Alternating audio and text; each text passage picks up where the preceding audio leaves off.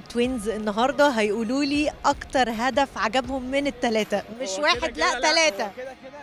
التاني، لا التاني الصراحه، الهيد التاني اللي هو اللي جابه وهو بينط ده الصراحه جامد. وبعدين زيكو ده انا بحترمه قوي الصراحه، وقلت من اول المونديال ده هيعمل حاجه، انا مراهن عليه. لا بس بقول لك ايه، هو اول هدف ليه احسن هدف؟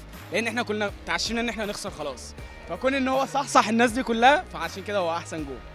زيكو بقى يعني المصريين كلهم بيعشقوه. لا بس شوبير بصراحه شال الماتش، شوبير كان نجم الماتش النهارده. تقدروا تقولوا لي مصر سجلت كام هدف طوال كاس العالم من بعد مباراة مصر ونيوزيلندا النهارده؟ بعد استنى بس لسه من بعد المباراه ايه؟ بعد المباراة النهارده من سجلت كام هدف؟ ما سجلناش لسه. في كاس العالم كله. احنا من بعد المباراه دي احنا لسه ما كام هدف؟ سجلناش. لسه ما سجلناش ازاي؟ بعد المباراه دي ما خلصت هنسجل. كام هدف سجلناه؟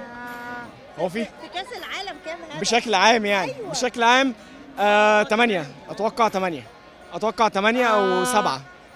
كام 9 يا جدعان اهو طبعا انا ما حسبتش بتاع مجدي عبد الغني طبعا، وده جون ما ينفعش يتنسي يعني.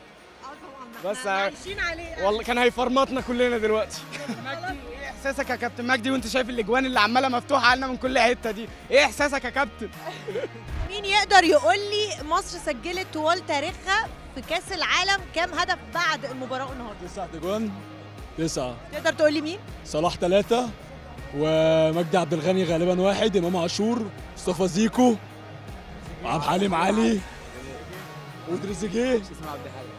الناس قديمه كده. 9 أهداف. تقدر تقول لي مين؟ محمد صلاح وتريزيجيه، مصطفى محمد. 8 او 9 تقريبا. بعد مباراة نيوزيلندا 7 8. 9.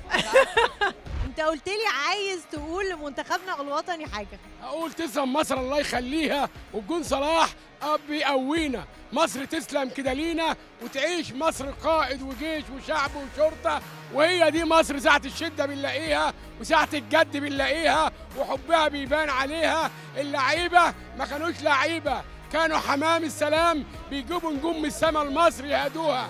العالم كله بيشهد لينا، ويعيش القائد والجيش والشعب والشرطة وفريق منتخب مصر العظيم. بنحييك يا مصر، نقول انت يا مصر يا ست الكون، راية ترفرف فوق العالم، كل العالم ينده لينا. مصر حبيبة الدنيا، وصلاح بجينه مقوينا.